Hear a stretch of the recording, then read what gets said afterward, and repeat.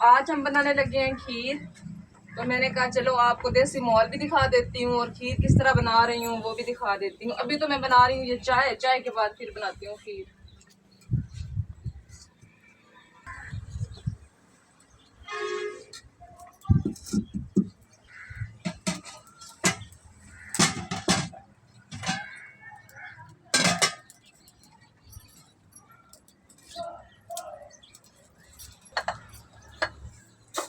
यहाँ अंधेरा है, बाहर जाकर चावल साफ करती हूँ।